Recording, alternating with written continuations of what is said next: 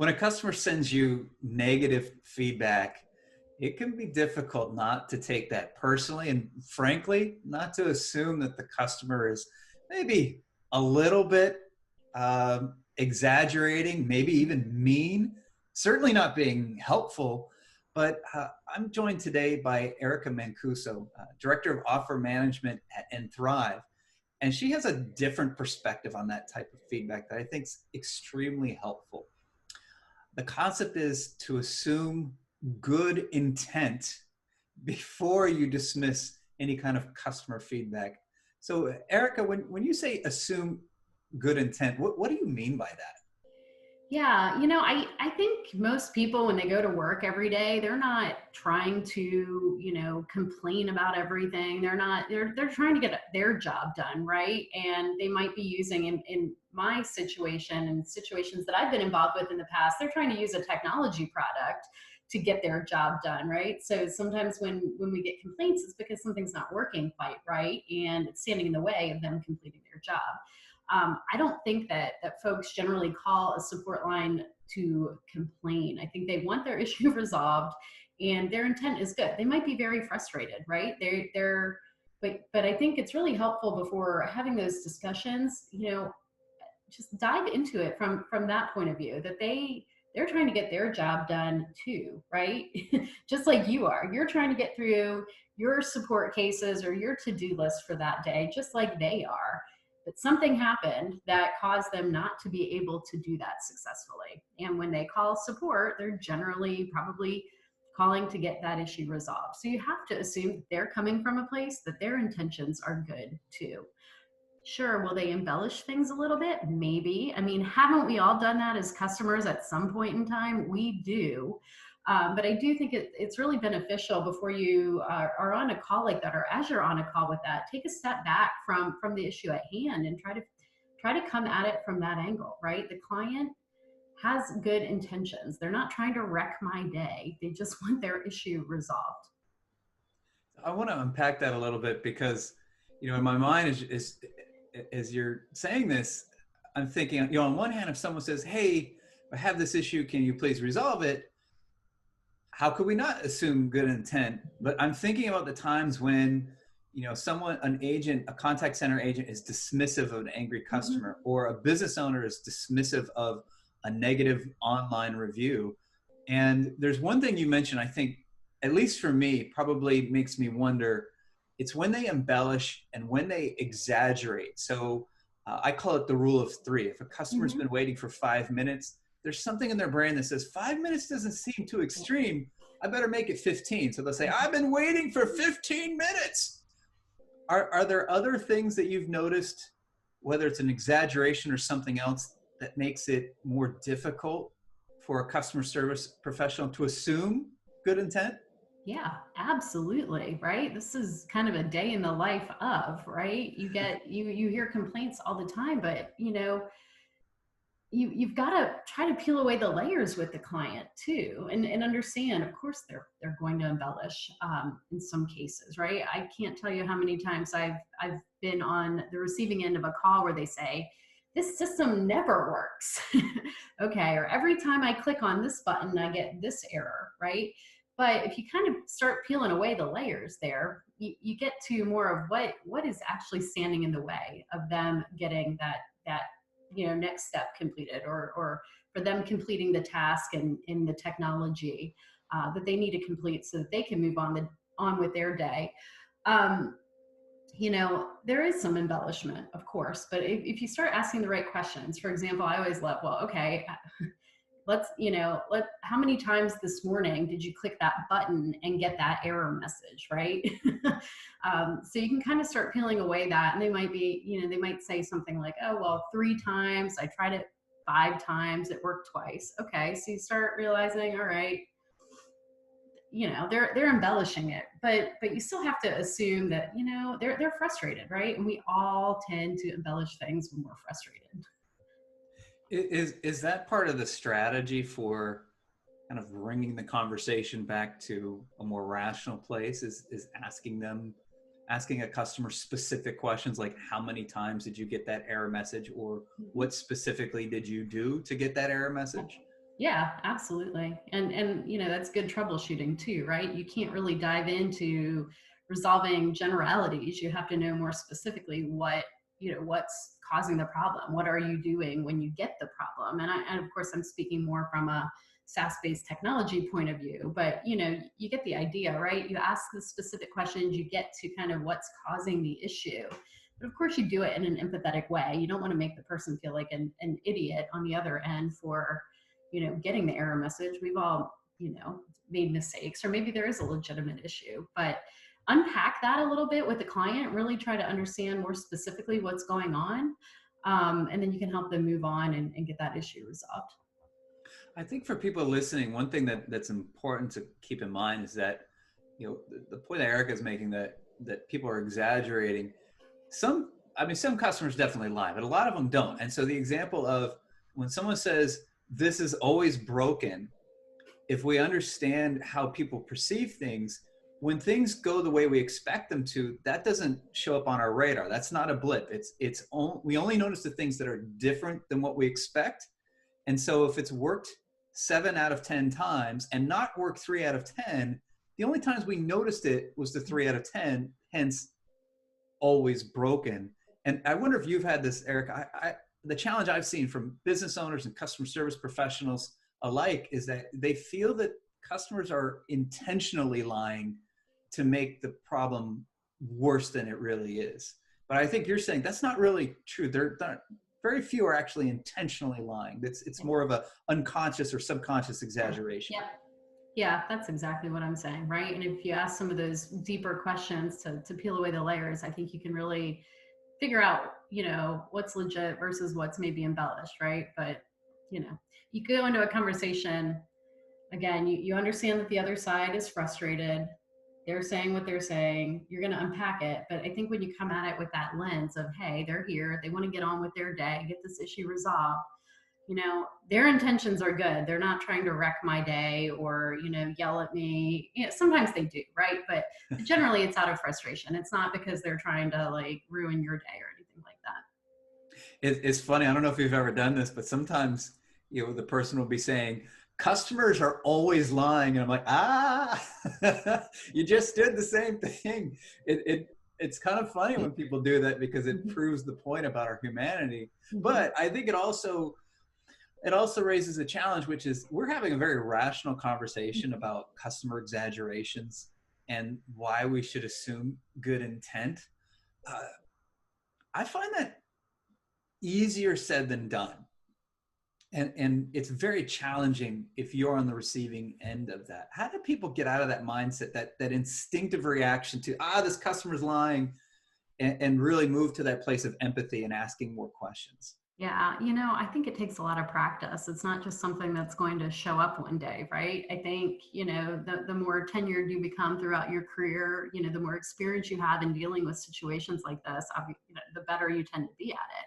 I always told my employees when I was managing a support team, let's not shy away from these difficult conversations. They're going to help you grow as a professional. They're going to help you, develop this muscle of dealing with these situations with a little bit of grace. And it's often it's these things that are going to make us better. I think that's an important point, that it's such a simple thing, yet it's one of the most powerful things. As a customer service trainer, I don't like to do role playing, for example, because role playing causes you to think about the role that you're playing and the problem you're solving. I would much rather people take real experiences and then do some reflection after that experience. And I think that's what you're describing. Did this go well? Did this not go well? What will I do differently the next time I encounter the same situation? If you're frustrated because you think a customer is exaggerating, then if you act the same way with that customer the next time, you will get the same result. What can you do different the next time around? But you're right. It takes a lot of practice to get there, and to give yourself permission to rethink those types of scenarios. Are there other things that either customer service professionals or leaders can do to make it easier to kind of cut through that and assume good intent when a customer feels like they're really flying off the handle? Yeah, I think the one of the first rules when a customer is angry and they call you, right, is don't take it personally. So I think that that's kind of step one. They're not angry at you, they're angry at a situation, right? And it's so easy, especially for folks that are a little bit newer to the contact center or the support teams. Your natural instinct is, oh my gosh, this customer is unhappy. I want to just, defend myself here, right? But you kind of have to understand that they're not angry at you. They're angry at the situation, and really keep that in mind before you can have that constructive conversation. And then that eventually moves into, you know what, this customer, they're angry. They're not angry at me. They're angry at the situation. I think that their intentions are good. They want to come out of this with a certain result, right? And that's usually they want their issue resolved so that they can proceed with their day and get their job done too. I think we've talked a lot about kind of some hows, but I think, and I apologize, I kind of skipped over the why. Like, why is this even important? Why should we even care? You got this angry customer. What is the benefit of assuming that their intentions are good? Well, I think there's a lot on the line, especially in this day and age with social media, and people are vocal about their experiences with companies. And we know that their overall experience with your company is like 1/3 what happens really happens, and 2/3 how you make them feel. So if you approach these situations and navigate them with some grace, you're going to end up better off as a result, right? And the customer is going to feel a lot better about the situation. If you're just going in and trying to disprove everything that they're telling you and defending yourself and defending your company, then you're not really, you're going to hear about it in some way, I'm sure, through online reviews, social media, something like that. But also, this is like just the decent thing to do as a human, right? I think that assuming good intent is a good rule of thumb for all the relationships that we have in our lives, with our coworkers, with our families, with our customers. It's a really good principle. And what does that look like when someone's assuming good intent with an upset customer? How does that look different than someone who's perhaps not assuming good intent or just assumes they're lying to get something extra? Yeah, I think it's all about the way you respond. You tend to be a little bit more empathetic when you're assuming good intent. I think when you are coming at it from the other side, where you just think that they're lying, they're embellishing to get something for free. And to be clear, there are customers out there that do that. So you have to kind of know what you're dealing with, right? But I think in general, more clients than not are just trying to get the issue solved and get on with their day. There's always going to be that percentage, and we see a ton of them on social media right now. It feels like every day I pull up Twitter and there's a Karen on on Twitter, and someone recorded her acting ridiculous. So those trolls are out there, and you don't want to get taken advantage of them. But most people out there, I think, are decent human beings, and they just want to get through their day. One of the challenge with social media is the way that I think concepts can perpetuate if we allow them to. For example, like even the term Karen, which has become a racist pejorative now. I have a friend named Karen. I feel sorry for her. You too. I mean, honestly, I wish we wouldn't use these types of terms, yet you even see this in news reporting. Mm-hmm. And I think the same thing happens where we say, wow, it's all over the place. You realize, no, it's not. It's only a small percentage of people that are using this. Yet that's our perception. Yeah. I want to go back to surveys for a moment, and even online social media. One of the things that I've noticed is that if you look at negative and positive feedback, whether it's an online review, whether it's social media, whether it's internal customer survey, you often see very similar feedback in the positive reviews and also the negative reviews. It just happens that the negative people might embellish a little bit and get really angry, but the positive person often will mention some of the same issues as well. I wonder if in your own voice of customer feedback, do you see similar trends where even happy customers kind of mention some of the same types of issues? Yeah, like the sandwich method, they give you like a compliment, and then the middle is the constructive stuff, and they wrap up with, like, keep up the good work. Yeah, absolutely. Um, I definitely have seen that in the past. And it's interesting, we are in the process of implementing some transactional surveys in my current role, and I am really eager to see kind of how that plays out. But we're going to be looking at all the constructive feedback that we get, as well as the positive feedback. And our goal is to share the positive feedback, but also to really learn from, and drive higher order improvements based on the constructive feedback that we get. So it's been a little while since I've personally been involved with the survey, but I'm really eager to see kind of how that plays out in the next few weeks when we launch our survey. It varies from company to company, but I've heard companies reporting, their top box survey comments, 100% satisfied, 5% of those still have some sort of negative commentary. And so I think it goes back to assuming good intent. If someone's nice to us and they're positive, it's really easy to listen to them because we're soaking in the feedback and we're the superhero. And if someone who's really outraged and upset, it's naturally, I think, difficult to, as you said earlier, to not take it personally because they're using words like you screwed up. You're like, well, I didn't screw up. First time we ever talked, but it's you screwed up. And I think you're right. It takes a lot of practice. I wonder, I think we have time for maybe just one more question. If people are tuning in, they're thinking, what's one thing I can do just to kind of overcome my own internal challenges and really listen more carefully to what a customer's truly trying to tell me? What can people do right away? Yeah, I think one thing that people can do right away is listen better. And I know that we always talk about listening, right? But really, listening is kind of a lifelong journey. And I know that when we're dealing with customers, often we're listening with the intent to respond. We just want to respond, or we want to resolve, and we go into these situations with that in mind, right? I want to get this customer off the phone, get them squared away, move on to the next thing.